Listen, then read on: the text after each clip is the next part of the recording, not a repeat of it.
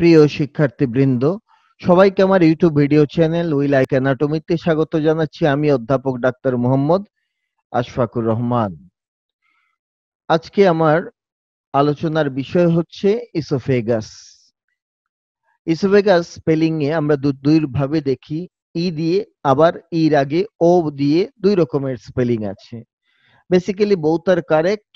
First one শুধু ই দিয়ে, এটা হচ্ছে আমেরিকান স্পেলিং, আর ও ই দিয়ে এটা হচ্ছে ব্রিটিশ স্পেলিং।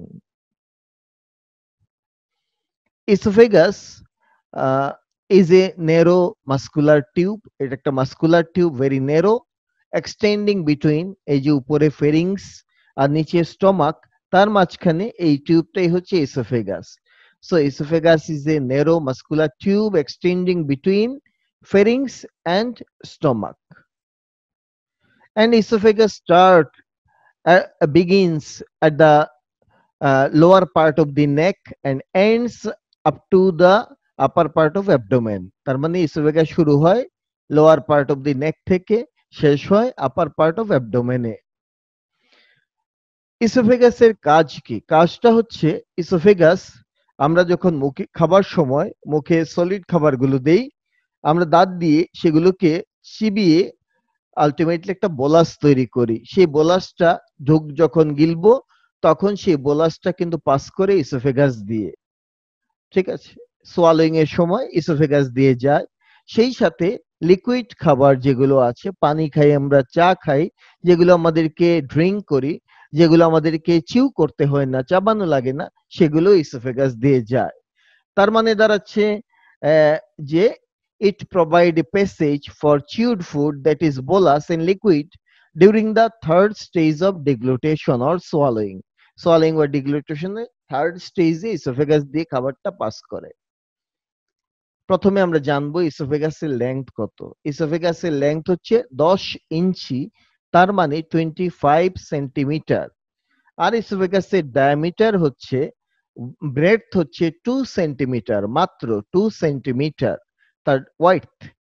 আর লুমেন, ইসোফেগাসের লুমেন নরমালি কোলাপসড অবস্থায় থাকে, সবসময়ই কোলাপসড অবস্থায় থাকে, except during passage of the food. যখন ফুড যায় তখন সে এক্সপান্ড করে বা ডাইলেট করে, আদারওয়াইজ তার ওয়ালগুলো কোলাপসড অবস্থায় থাকে, লুমেনটা কোলাপস থাকে। আমরা প্রথমে ইসোফেগাসের কোর্সটা জানতে চাই।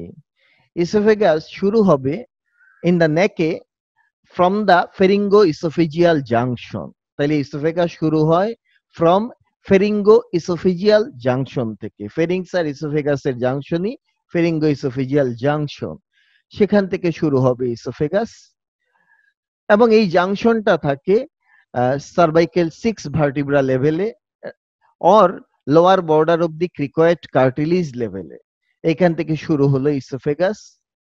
ওকে, দেন ইসোফেগাস ভার্টিব্রাল কলামের সামনে দিয়ে ডিসেন্ড করবে এবং থোরাসিক ইনলেট দিয়ে সে থোরাসিক ক্যাভিটিতে এন্টার করবে।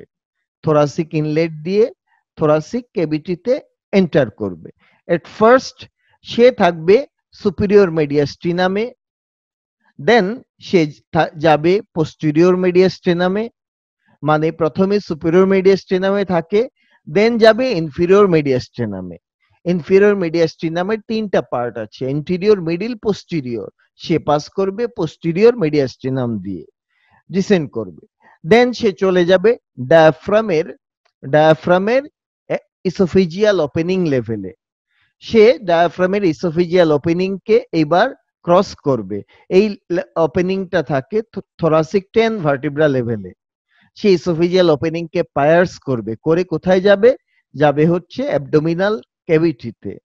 অ্যাবডোমিনাল ক্যাভিটিতে গিয়ে সে স্টমাকের কার্ডিয়াক এন্ডের সাথে মিট করবে at the level of thoracic 11 vertebra। 11 thoracic vertebra লেভেলে সে পায়ার্স করবে, সে মিট করবে স্টমাকের কার্ডিয়াক এন্ডের সাথে। তাহলে আমরা বুঝে গেলাম যে ইসোফেগাসের শুরুটা হবে ফেরিঙ্গো oesophageal জাংশনে at the lower border of the 6 cervical vertebra or at the lower border of cricoid cartilage। Then সে ডিসেন্ড করবে ভার্টিব্রাল কলামের সামনে দিয়ে, থোরাসিক ইনলেট দিয়ে থোরাসিক ক্যাভিটিতে এন্টার করবে। থোরাসিক ক্যাভিটিতে প্রথমে থাকবে সুপিরিয়র মিডিয়াস্টিনামে, দেন পোস্টেরিয়র মিডিয়াস্টিনাম দিয়ে সে ডিসেন্ড করে ইসোফিজিয়াল ওপেনিং পর্যন্ত চলে যাবে। দেন ইসোফিজিয়াল ওপেনিং কে পায়ার্স করবে। এই ওপেনিংটা থাকে থোরাসিক 10 ভার্টিব্রাল লেভেলে। পায়ার্স করে সে চলে যাবে অ্যাবডোমেনে। অ্যাবডোমেনে গিয়ে সে স্টমাকের কার্ডিয়াক এন্ডের সাথে মিট করবে at the level of the thoracic 11 vertebra. That is the course of the esophagus.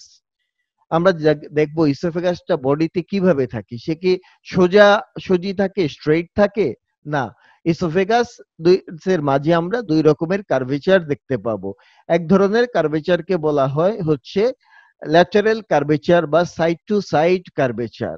ঠিক আছে, এই দুই কার্ভেচারই লেফট সাইডে থাকে। সাইড টু সাইড কার্ভেচার দুটোই থাকে লেফট সাইডে। একটা থাকবে হচ্ছে first one at the root of the neck before entering thoracic inlet, আর আরেকটা থাকে হচ্ছে 7 সার্ভাইকাল ভার্টিব্রাল লেভেলে, আরেকটা থাকে before passing in front of the descending thoracic aorta. So দুটো সাইড টু সাইড কার্ভেচার থাকে। আর ইসোফেগাসের আমরা দুটো এন্টেরিয়র পোস্টেরিয়র কার্ভেচার পাবো। There are two anterior posterior curvature. এই যে ইসোফেগাস শুরু হয় সার্ভাইকাল 6 ভার্টিব্রা থেকে থোরাসিক 11 ভার্টিব্রা পর্যন্ত। তো এই ভার্টিব্রাল কলামের মাঝে আমরা দুই ধরনের কার্ভেচার দেখি। সার্ভাইকাল কার্ভেচার, এই কার্ভেচারটা কনভেক্স ফরওয়ার্ড, আর হচ্ছে থোরাসিক কার্ভেচার হচ্ছে কনকেভ ফরওয়ার্ড। সো ইসোফেগাস তো ভার্টিব্রাল কলামকেই ফলো করবে। এই জন্য ইসোফেগাসে দুটো এন্টেরিয়র পোস্টেরিয়র কার্ভেচার দেখি। একটা হচ্ছে সার্ভাইকাল কার্ভেচারকে ফলো করে একটা কার্ভেচার, আর একটা থোরাসিক কার্ভেচারকে ফলো করে সেকেন্ড কার্ভেচার। সো দুই ধরনের কার্ভেচার আমরা পাবো হচ্ছে ইসোফেগাসের মাঝে, সাইড টু সাইড কার্ভেচার দুটো, আর দুটো হচ্ছে এন্টেরিয়র পোস্টেরিয়র কার্ভেচার। নাও মোস্ট ইম্পর্টেন্ট হচ্ছে ইসোফেগাসে কি কি কনস্ট্রিকশন আছে। ইসোফেগাসের যে সব জায়গাতে ডায়ামিটার বা ব্রেডথ হচ্ছে 2 সেন্টিমিটার তা কিন্তু নয়। কোন কোন জায়গাতে তার কনস্ট্রিকশন আছে, নেরো আছে। সেই জায়গাগুলো কি? নাম্বার ওয়ান, প্রথমে বলতে হবে যে এই সাইটগুলো আমাদেরকে জানতেই হবে, ক্লিনিক্যালি খুবই ইম্পর্টেন্ট কোন কোন জায়গাতে এই কনস্ট্রিকশন থাকে ইসোফেগাসের। আর এই কনস্ট্রিকশন গুলো মেজার করা হয় আপার ইনসিসর টিথ থেকে। আপার ইনসিসর টিথ, এই যে এই টিথ গুলো হচ্ছে ইনসিসর টিথ, সেখান থেকে মেজার করা হয়, ডিস্টেন্সটা কাউন্ট করা হয়। যেমন ফার্স্ট কার্ভেচার থাকে ফেরিঙ্গো ইসোফিজিয়াল জাংশনে, ফার্স্ট কার্ভেচার। এই কার্ভেচারটা ইনসিসর টিথ থেকে 6 ইঞ্চি দূরে থাকে, 6 ইঞ্চ দূরে, এবং এইটার ভার্টিব্রা লেভেল হচ্ছে 6 সার্ভাইকেল ভার্টিব্রা, C6 ভার্টিব্রা লেভেলে এই কনস্ট্রিকশনটা পাওয়া যাবে। সেকেন্ড যে কনস্ট্রিকশন সেটা পাওয়া যাবে যেখানে আর্চ অফ দি এওর্টা ইসোফেগাসকে ক্রস করে, তার মানে at the where it is crossed by arch of the aorta, এবং এইটা থাকে হচ্ছে 9 ইঞ্চি দূরে। It is 9 inch away from the upper incisor teeth, এবং এইটার ভার্টিব্রাল লেভেল হচ্ছে থোরাসিক 4 থোরাসিক ভার্টিব্রাল লেভেলে এই aorta, arch of the aorta ইসোফেগাসকে ক্রস করে।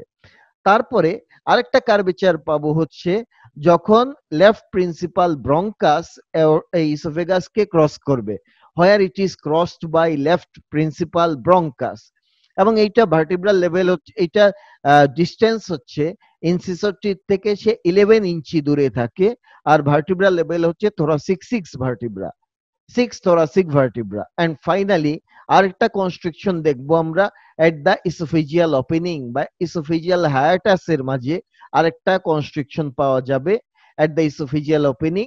এইটা ইনসিসর টিথ থেকে 15 ইঞ্চি, 15 ইঞ্চি দূরে থাকে, এবং এর ভার্টিব্রাল লেভেল হচ্ছে থোরাসিক 11 ভার্টিব্রা, 10 thoracic vertebra।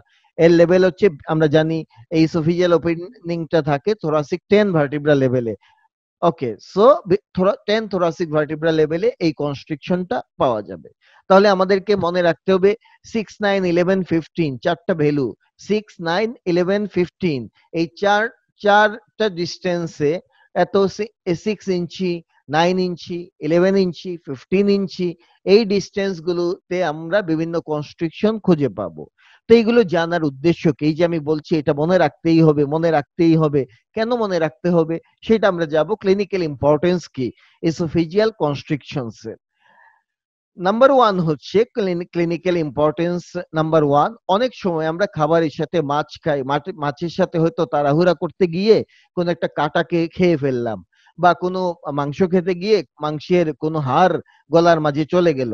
এই কনস্ট্রিকশনের জায়গাগুলোতে এই এই ফরেন বডি গুলো স্টাক হয়ে যেতে পারে, আটকে যেতে পারে। অনেক মেয়েরা হিজাব পরে, হিজাবের পিন থাকে, পিন হয়তো মুখে দিয়ে সে কোনো মাথার চুল ঠিক করছে বা হিজাব পরবে, হঠাৎ অসাবধানতা বশত সে হিজাবের পিনটা গিলে ফেলছে। এই জাতীয় ফরেন বডি কিন্তু লজ করতে পারে, আটকে যেতে পারে এই ইসোফেগাসের কনস্ট্রিকশনের জায়গাগুলোতে। সো নাম্বার ওয়ান ইম্পর্টেন্স হচ্ছে ফরেন বডি এখানে আটকা পড়তে পারে। দুই নাম্বার হচ্ছে যে এই জায়গাগুলোতে স্ট্রিকচার ডেভেলপ করতে পারে। স্ট্রিকচার সাডেন নেরো হয়ে যেতে পারে। কখন হতে পারে? মনে করি অনেকে আছে খুব রাগ করে ঘরের মাঝে কারো উপরে রাগ করলো, ঠিক আছে, রাগ করে সে হয়তো অ্যাসিড বা অ্যালকালি এরকম কস্টিক সাবস্টেন্স খেয়ে ফেললো। এই কস্টিক সাবস্টেন্স গুলো করবে কি, স্বাভাবিকভাবে এই কনস্ট্রিকশনের জায়গাগুলোতে সে ইনজুরি করবে সবার আগে। এই জায়গাগুলো যেহেতু নেরো, সো এখানে ইনজুরি করবে। এই ইনজুরি হিল হওয়ার সময় এখানে আরো নেরো নেরো করে ফেলবে লুমেনকে। এগুলোকে বলা হয় স্ট্রিকচার ডেভেলপ করে যাবে। সুতরাং এই জায়গাগুলোতে স্ট্রাকচার ডেভেলপমেন্টের পসিবিলিটি আসবে যদি কেউ এরকম কস্টিক সাবস্টেন্স ইনজেকশন করে, খেয়ে ফেলে। তিন নাম্বার হচ্ছে এই জায়গাগুলোতে ক্যান্সার হওয়ার পসিবিলিটি থাকে বেশি।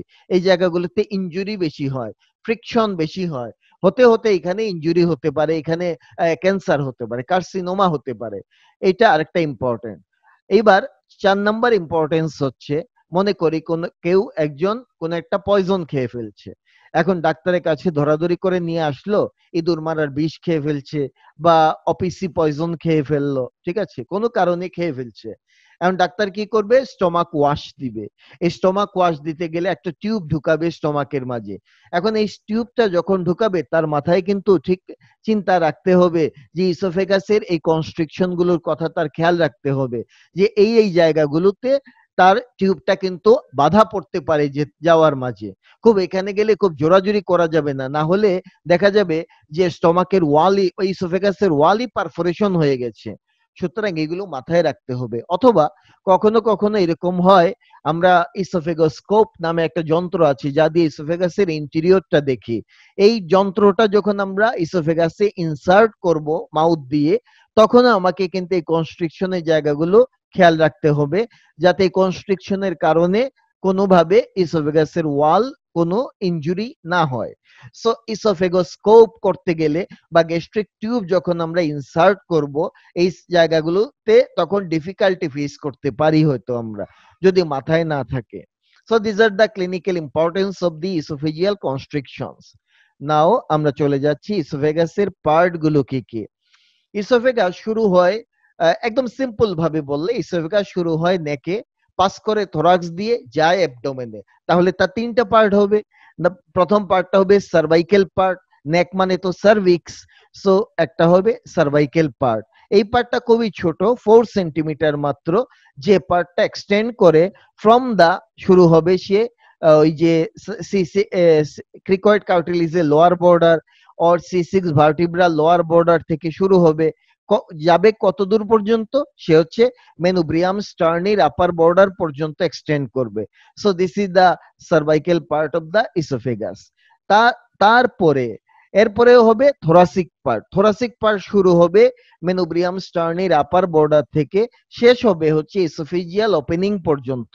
ইসোফেজিয়াল হায়াটাস পর্যন্ত হচ্ছে সেকেন্ড পার্ট, ঠিক আছে, যার নাম থোরাসিক পার্ট। এই পার্টটাই সবচেয়ে লম্বা, 20 সেন্টিমিটার এই পার্টের লেন্থ, ঠিক আছে, এই পর্যন্ত। দেন অ্যাবডোমিনাল পার্ট হচ্ছে এই ইসোফেজিয়াল হায়াটাস থেকে স্টমাকের কার্ডিয়াক এন্ড পর্যন্ত। This is the abdominal part of the oesophagus. Okay, এবং এই অ্যাবডোমিনাল পার্ট হচ্ছে মাত্র 1 to 2 সেন্টিমিটার, ভেরি শর্ট। 1 থেকে 2 সেন্টিমিটার হচ্ছে অ্যাবডোমিনাল পার্ট। সো তিনটা পার্ট আমরা বুঝে গেলাম কোন জায়গা থেকে কোন পার্টের এক্সটেনশন এবং লেংথ। সবচেয়ে ছোট পার্ট কিন্তু এই অ্যাবডোমিনাল পার্ট, কিন্তু ইসোফেগাসের maximum clinical pathology, clinical problem কিন্তু এই ইসোফেজিয়াল পার্ট মানে এই অ্যাবডোমিনাল পার্টেই হয়। এই জন্য abdominal part is very very important, though it is the shortest part of the oesophagus. Now আমরা চলে আসলাম আর্টেরিয়াল সাপ্লাই অফ দি ইসোফেগাসে। আবারও মনে করিয়ে দিচ্ছি, ইসোফেগাস যেহেতু তিনটা জায়গায় থাকে, নেকে থাকে, সার্ভাইকেল পার্ট, দেন থোরাক্সে থাকে, দেন অ্যাবডোমেনে থাকে, তিন জায়গাতে তিন রকম ব্লাড সাপ্লাই হওয়াটাই স্বাভাবিক। এর ইসোফেগাসের এই যে যাকে বলা হয় সার্ভাইকেল পার্ট, এই পার্টের ব্লাড সাপ্লাই দিবে inferior thyroid artery. Inferior thyroid artery. Inferior thyroid artery is the branch of the costocervical trunk.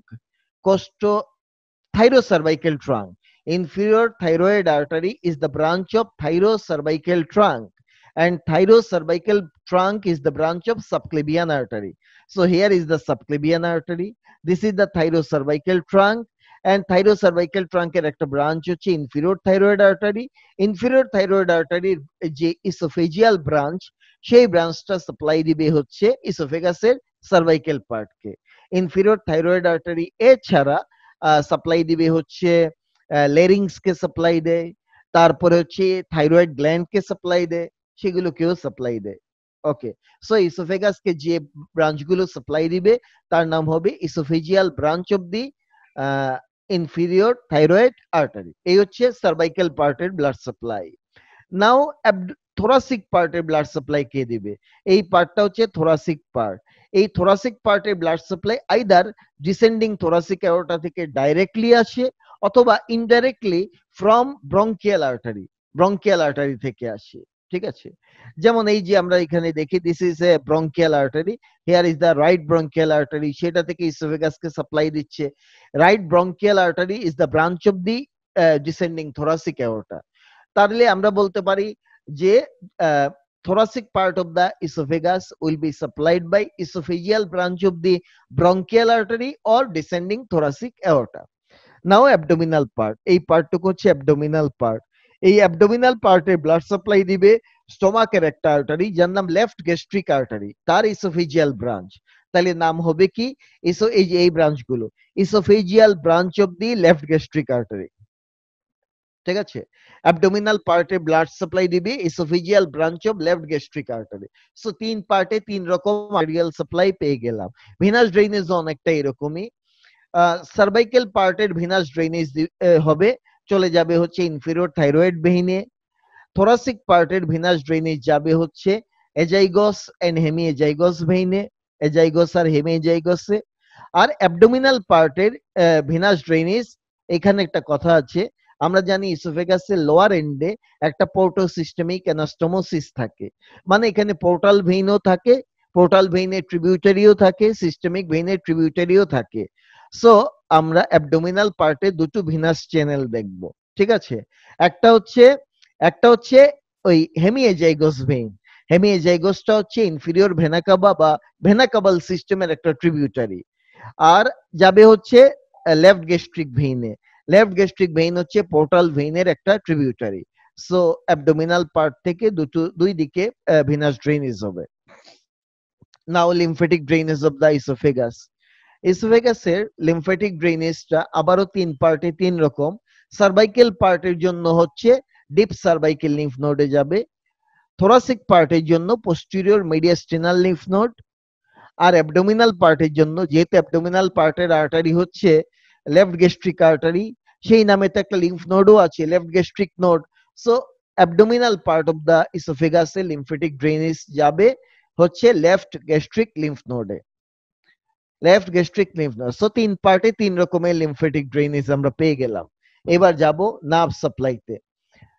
ইসোফেগাসের nerve supply আমরা যদি বলতে যাই, ইসোফেগাসের নার্ভ সাপ্লাই দিবে হচ্ছে autonomic nervous system, mainly sympathetic এবং প্যারাসিম্প্যাথেটিক। সিম্প্যাথেটিক কে রুট ভ্যালু বা fibre গুলো আসবে হচ্ছে thoracic 5 to 9 সেগমেন্ট থেকে। sympathetic fibers are derived from thoracic 5 to 9 spinal segment, এবং এই sympathetic ফাইবার গুলো sensory as well as vasomotor। আর parasympathetic supply of the oesophagus, এই ফাইবার গুলো হচ্ছে সেন্সরি, মোটর এন্ড সিক্রেটোমোটর, তিনটা কাজ এখানে, মানে সিম্প্যাথেটিকও সেন্সরি, প্যারাসিম্প্যাথেটিকও সেন্সরি। ওকে, এইবার প্যারাসিম্প্যাথেটিকের সোর্স কি, কোথা থেকে আসে ফাইবার গুলো? দুই জায়গা থেকে আসে। একটা হচ্ছে লেফট রিকারেন্ট ল্যারিঞ্জিয়াল নার্ভ, একটা হচ্ছে রিকারেন্ট ল্যারিঞ্জিয়াল নার্ভ, আপার পার্টের জন্য রিকারেন্ট ল্যারিঞ্জিয়াল নার্ভ আর লোয়ার পার্টের জন্য vagus nerve after forming oesophageal plexus. তাহলে আপার পার্টের প্যারাসিম্পাথেটিক এর সোর্স হচ্ছে রিকারেন্ট ল্যারিঞ্জিয়াল নার্ভ আর লোয়ার পার্টে হচ্ছে ডাইরেক্টলি ফ্রম দ্য ভেগাস। আমরা মনে রাখতে হবে recurrent laryngeal nerve itself is the branch of the vagus nerve. Now histological structure of the oesophagus. Oesophagus তো আসলে জিআইটিরই একটা পার্ট। সো জিআইটি তে আমরা জানি 4টা লেয়ার থাকে, ইসোফেগাসেও 4 লেয়ার থাকবে। প্রথমে থাকবে মিউকোসা, একদম ইনারে থাকে মিউকোসা। তার আগে আরেকটা কথা, ইসোফেগাসের আমরা যদি একটা ক্রস সেকশন করি তাহলে তার লুমেনটা দেখব, লুমেনটা হচ্ছে ইরেগুলার স্টার শেপ। তার কারণ কি? তার কারণ মিউকাস মেমব্রেন এরকম কতগুলো ফোল্ড তৈরি করবে। মিউকাস মেমব্রেন কতগুলো ফোল্ড তৈরি করে, ফোল্ড টেম্পোরারি লংগিটিউডিনাল ফোল্ড তৈরি করে, যে কারণে তার লুমেনটা একদম সার্কুলার পাওয়া যাবে না, লুমেনটা হয়ে যাবে হচ্ছে স্টার শেপ। এবার ওয়ালের দিকে আমরা যদি যাই, প্রথমে পাবো একটা লাইনিং এপিথেলিয়াম। এই লাইনিং এপিথেলিয়ামটা হচ্ছে নন ক্যারাটিনাইজ স্ট্রেটিফাইড স্কোয়ামাস এপিথেলিয়াম। ইসোফেগাসে যখন খাবারটা যায় এখানে কোনো ডাইজেশন হয় না, কোনো অ্যাবজর্পশন হয় না, কিছুই হয় না, শুধু খাবার পাস করে। সুতরাং এখানে অন্য কোনো ইপিথেলিয়াম দেওয়ার কোনো দরকারই নাই। মানে কলামনার কিউবয়েডাল হচ্ছে ডাইজেশন সিক্রেশন অ্যাবজর্পশনের জন্য। এখানে কোনো সিক্রেশনের বিষয় নাই, এখানে কোনো অ্যাবজর্পশনের বিষয়ও নাই, এই জন্য স্কোয়ামাস এপিথেলিয়াম। তার ছাড়া এখানে যে ফুড ম্যাটেরিয়াল গুলো যায়, বলাস যায়, এসোফেগাসের ওয়ালকে ফ্রিকশন করে। সো প্রোটেকশনের জন্য স্ট্রেটিফাইড এপিথেলিয়াম থাকে।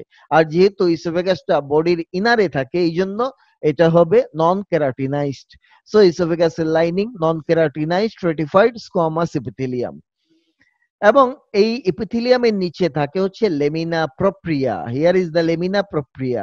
এই লেমিনা প্রপ্রিয়াতে যা থাকার তাই থাকে। কি থাকে? 1 নম্বরে থাকবে blood vessel, lymph vessel, nerve থাকে, লিম্ফয়েড টিস্যু থাকে। আর cardiac end of lower end of the ইসোফেগাসে আমরা দেখব কিছু গ্ল্যান্ড পাওয়া যায় লেমিনা প্রপ্রিয়াতে। এই গ্ল্যান্ড গুলোকে বলা হয় ইসোফেজিয়াল কার্ডিয়াক গ্ল্যান্ড। এগুলোকে কার্ডিয়াক গ্ল্যান্ড বলে কারণ এই গ্ল্যান্ড গুলো দেখতে স্টমাকের কার্ডিয়াক গ্ল্যান্ড গুলোর মতো, এই জন্য এগুলোকে বলা হয় ইসোফেজিয়াল কার্ডিয়াক গ্ল্যান্ড। তাহলে স্টমাকের কার্ডিয়াক গ্ল্যান্ড গুলোকে বলতে পারি গ্যাস্ট্রিক কার্ডিয়াক গ্ল্যান্ড, আর এগুলোকে বলবো oesophageal cardiac gland. Oesophageal cardiac gland থাকে only lower end of the ইসোফেগাসে, আপার এন্ডে নাই। সো লেমিনা প্রপ্রিয়ার হিসাব কিন্তু শেষ হয়ে গেল। লেমিনা প্রপ্রিয়ার ঠিক নিচে থাকে হচ্ছে মাস্কুলারিস মিউকোসা। মাস্কুলারিস মিউকোসা থাকে। এই মাস্কুলারিস মিউকোসার একটা পিকুলিয়ারিটি আছে। সেই পিকুলিয়ারিটিটা হচ্ছে আমরা জানি সব জায়গায় মাস্কুলারিস মিউকোসা ইনারে সার্কুলারলি সাজানো, বাইরে থাকে লংগিটিউডিনালি সাজানো থাকে। দুটো সাব লেয়ার থাকে, inner circular, outer longitudinal. But ইসোফেগাসে শুধু থাকে লংগিটিউডিনাল লেয়ার, এখানে কোনো সার্কুলার লেয়ার থাকে না মাস্কুলারিস মিউকোসাতে। সো এই গেল হচ্ছে 3টা লেয়ার দিয়ে মিউকোসা আমাদের ডেসক্রিপশন হয়ে গেল মিউকোসা। অন্যান্য জায়গায় মিউকোসা যেরকম থাকে সেই রকম মিউকোসা কিন্তু ইসোফেগাসে নাই, স্পেশালি লাইনিং এপিথেলিয়াম। আমরা জানি জিআইটি লাইনিং এপিথেলিয়াম হচ্ছে সিম্পল কলামনার এপিথেলিয়াম, কিন্তু ইসোফেগাসের লাইনিং কিন্তু নট সিম্পল কলামনার। এই এপিথেলিয়ামটা হচ্ছে non keratinised stratified squamous epithelium. So general plan থেকে ইসোফেগাস কিন্তু ডেভিয়েশন দেখা যাচ্ছে। নাও চলে যাব সাবমিউকোসাতে। সাবমিউকোসাতে যা থাকার অন্যান্য জায়গায় তাই থাকে। এটা একটা dense irregular connective tissue containing blood vessel, lymph vessel, তারপরে এখানে নার্ভ থাকবে, স্পেশালি একটা প্লেক্সাস থাকে, নাম তার সাবমিউকোসাল প্লেক্সাস।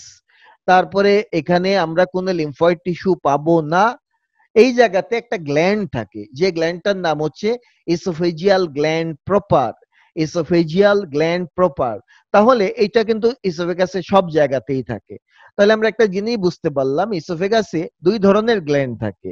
লোয়ার এন্ডে থাকে ইসোফেজিয়াল কার্ডিয়াক গ্ল্যান্ড, আর থ্রু আউট দ্য ইসোফেগাস থাকে oesophageal gland proper. Both of the gland তাদের দুটোরই একই কাজ, মিউকাস সিক্রেট করা। এরা মিউকাস সিক্রেট করে। এই মিউকাসটা ইসোফেগাসের ওয়ালকে স্লিপারি করে দেয় যাতে কন্টেন্ট গুলো ইজিলি যেতে পারে, প্লাস ইসোফেগাসের ওয়ালকে প্রোটেকশন দেয়। দুটো কাজ মিউকাসের। এই গেল হচ্ছে সাবমিউকোসা। দেন চলে যাব, তাহলে সাবমিউকোসাতে আমরা কিছুটা ভেরিয়েশন দেখলাম। সেই ভেরিয়েশন কি, ম্যাক্সিমাম জিআইটি তে কিন্তু বা এলিমেন্টারি ট্র্যাক্টের ম্যাক্সিমাম জায়গাতে সাবমিউকোসাতে কোনো গ্ল্যান্ড থাকে না, কিন্তু ইসোফেগাসের সাবমিউকোসাতে গ্ল্যান্ড আছে। সো সাবমিউকোসাটাও কিন্তু অন্য জায়গার চাইতে ভেরিয়েশন দেখা গেল। এরকম ৮ গ্ল্যান্ড সাবমিউকোসাতে থাকে হচ্ছে ডুওডেনামে, যার নাম ব্রুনার্স গ্ল্যান্ড। নাও ৩ নাম্বার হচ্ছে মাসকুলারিস এক্সটার্না। এই মাসকুলারিস এক্সটার্নার মাঝেও আগাগোড়া প্রবলেম আছে। প্রবলেমটা কি? নরমালি মাসকুলারিস এক্সটার্না হচ্ছে একটা muscle layer, smooth muscle layer, arranged as inner circular outer longitudinal layer. দুই লেয়ারের মাঝখানে থাকে মাইন্টেরিক প্লেক্সাস। অলমোস্ট জিনিসটা এরকমই, কিন্তু মাসলের টাইপে ডিফারেন্স আছে। In the proximal one third of the oesophagus, in the proximal one third এই মাসলটা হচ্ছে স্কেলিটাল মাসল। প্রক্সিমাল ওয়ান থার্ডে ইসোফেগাসের মাসল স্কেলিটাল মাসল। সার্কুলারেও থাকে স্কেলিটাল মাসল, আউটার লংগিটিউডিনালেও স্কেলিটাল মাসল পাওয়া যাবে। এই যে এখানে আমরা যে মাসলগুলো দেখতে পাচ্ছি, এই মাসল ফাইবারে দেখা যাচ্ছে নিউক্লিয়াসটা পেরিফেরির দিকে, তার মানে এরা হচ্ছে স্কেলিটাল মাসল। তার মানে দাঁড়াচ্ছে এই সেকশনটা হচ্ছে আপার ইসোফেগাসের। In the middle oesophagus, middle one third of the oesophagus, আমরা দেখব এই মাসলটা হচ্ছে mixture of smooth muscle and skeletal muscle. Skeletal আর স্মুথ মাসলের মিক্সচার পাওয়া যাবে মিডিল ওয়ান থার্ডে। এর মানে কি? মানে হচ্ছে ইনার সার্কুলার লেয়ারের মাঝে আমরা এক্সক্লুসিভলি স্কেলিটাল মাসল বা এক্সক্লুসিভলি স্মুথ মাসল পাবো না, মিক্সচার পাবো। আবার লংগিটিউডিনাল লেয়ারেও দেখবো মিক্সচার অবস্থায় মাসল, কিছু মাসল স্কেলিটাল, কিছু মাসল স্মুথ। এটা হচ্ছে মিডিল ওয়ান থার্ডে। আর লোয়ার ওয়ান থার্ডেও পিকুলিয়ারিটি আছে। লোয়ার ওয়ান থার্ডে থাকে শুধুমাত্র স্মুথ মাসল, সার্কুলারেও স্মুথ মাসল, লংগিটিউডিনালেও স্মুথ মাসল। এই ছবিটাকে যদি বড় করে ভালোভাবে খেয়াল করলে দেখা যাবে এই সেলগুলো কিন্তু অল আর স্মুথ মাসল সেল। নিউক্লিয়াসটা একদম সেন্টারে দেখা যাচ্ছে, মাসল ফাইবার গুলোর সেন্টারে নিউক্লিয়াস, সেন্টারে নিউক্লিয়াস থাকে স্মুথ মাসলে। তার মানে দাঁড়াচ্ছে আমাদের যে এটা হচ্ছে লোয়ার ইসোফেগাসের একটা সেকশন। তাহলে আমরা বুঝলাম যে মাসল লেয়ারের মাঝেও প্রচন্ড ভাবে প্রবলেম আছে বা ভেরিয়েশন আছে অন্য জায়গার চাইতে। অন্য কোন জায়গাতে কিন্তু স্কেলিটাল মাসল নাই এই মাসকুলারিস এক্সটার্নাতে, কিন্তু ইসোফেগাসের ওয়ালে মাসকুলারিস এক্সটার্নাতে আমরা দেখি স্কেলিটাল মাসল থাকতে। So this is another variation. And finally last layer হচ্ছে সেরোসা অর অ্যাডভেন্টিসিয়া। ইসোফেগাসের সেরোসা হয় যখন পেরিটোনিয়াম দিয়ে কাভারিং থাকে। পেরিটোনিয়াম থাকলে অনলি সেরোসা পাওয়া যায়। আর সেরোসা পেরিটোনিয়াম থাকে অ্যাবডোমেনে, তার মানে only abdominal part of the oesophagus, ওই যে 1 to 2 সেন্টিমিটার, ওইটুকুতে শুধুমাত্র সেরোসা পাওয়া যাবে। আদারওয়াইজ সার্ভাইকেল পার্ট আর থোরাসিক পার্ট, এই পার্টের মাঝে থাকবে হচ্ছে অ্যাডভেন্টিসিয়া।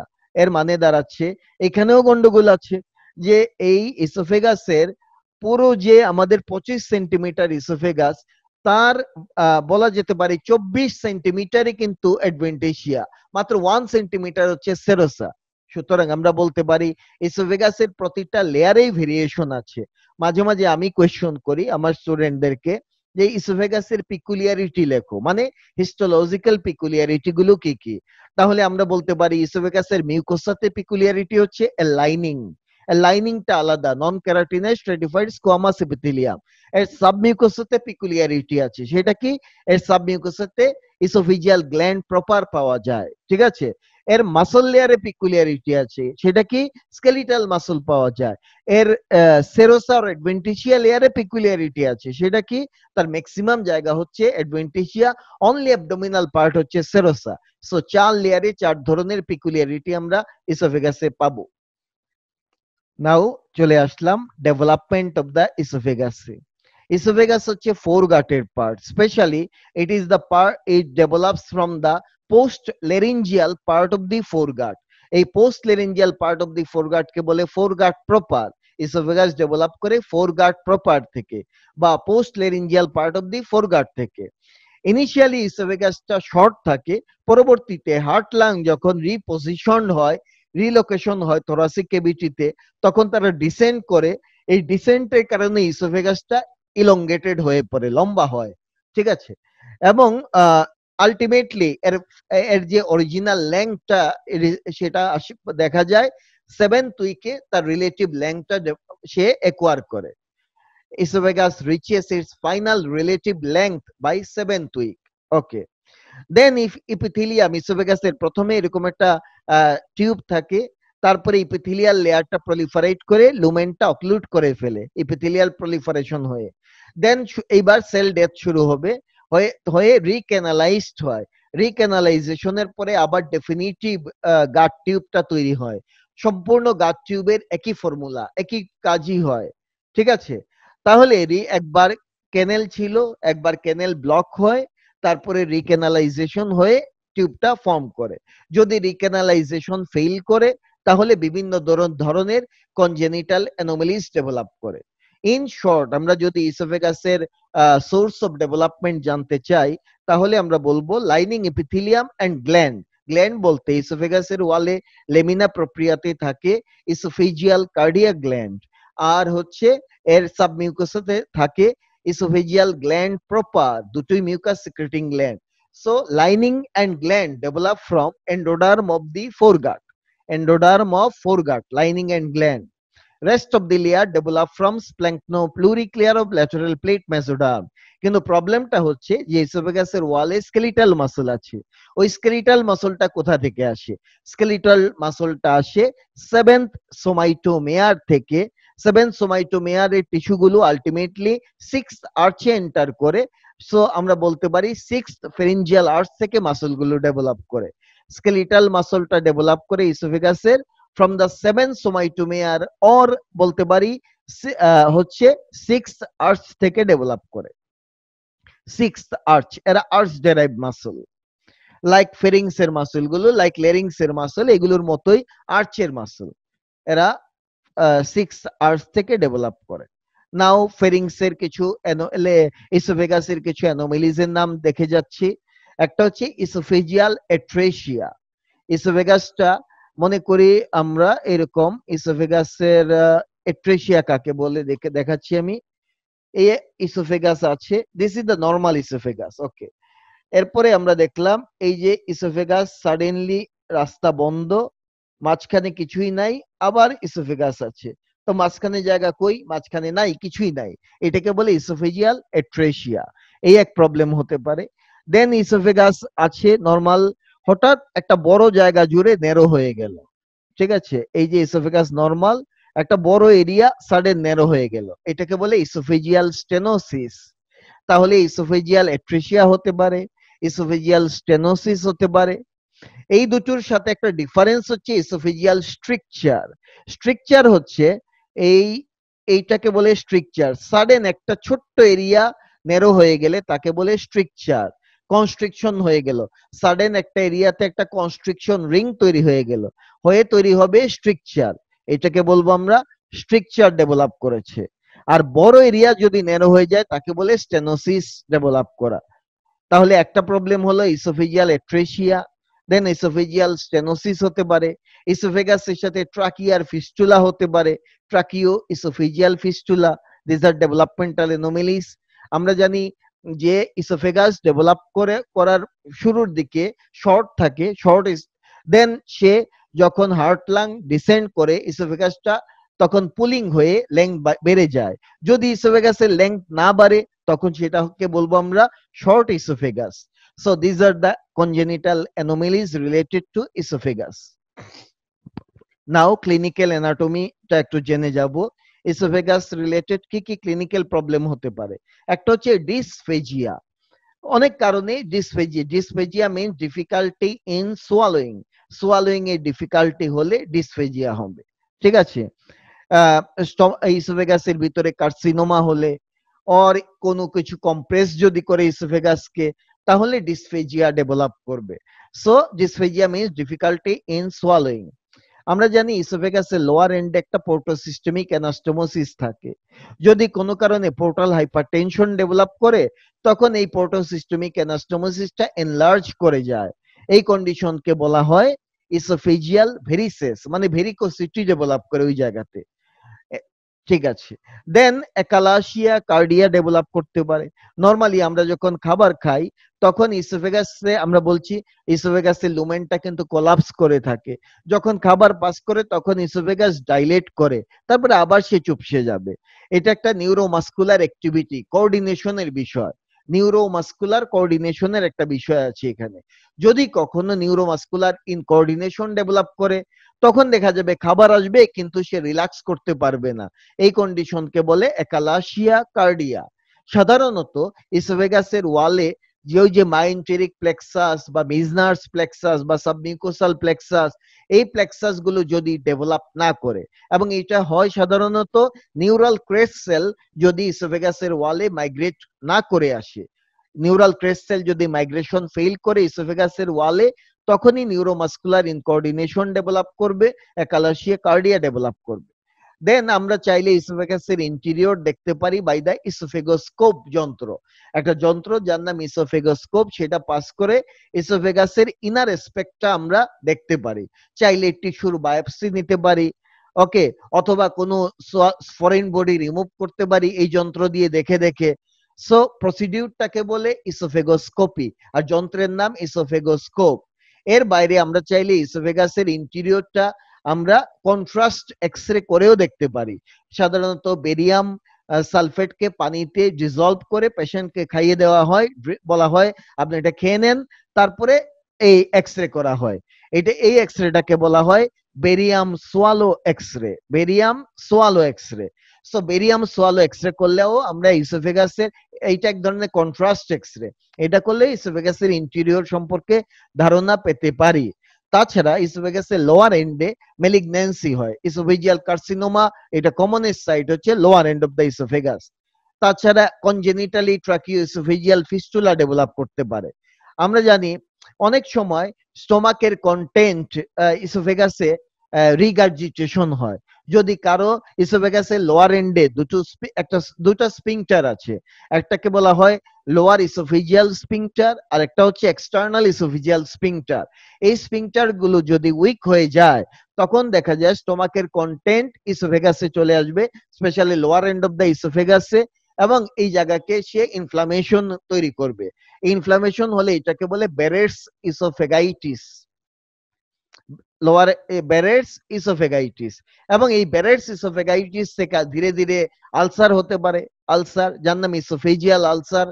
তারপরে হতে পারে যেটা, সেটা হচ্ছে এখানে বারবার অ্যাসিডের এক্সপোজারে গেলে এইখানকার ইপিথেলিয়াম চেঞ্জ হয়ে কলামনার ইপিথেলিয়াম হয়ে যায়। নরমাল আমরা জানি ইসোফেগাসের lining non keratinised stratified squamous epithelium, but বারবার যখন অ্যাসিড এক্সপোজার হবে লাইনিংটা চেঞ্জ হয়ে সে হয়ে যাবে সিম্পল কলামনার ইপিথেলিয়াম লোয়ার এন্ডে, এবং এই ইপিথেলিয়ামে ধীরে ধীরে সে দেখা যাবে এডেনোকার্সিনোমা তৈরি করে ফেলেছে।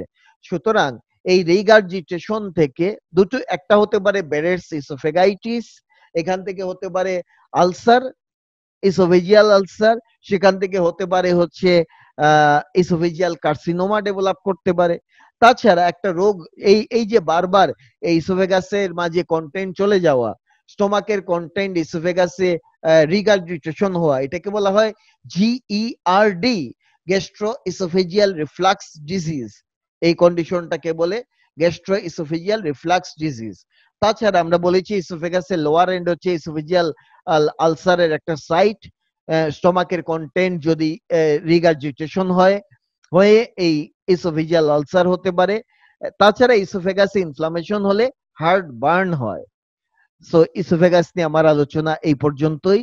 যদি আমার এই ভিডিওটা ভালো লেগে থাকে তাহলে সবার সাথে চ্যানেলটা, আমার এই চ্যানেল সাবস্ক্রাইব করার জন্য অনুরোধ জানাবো by clicking the bell icon, and please give don't forget to give like, share and comment to my video.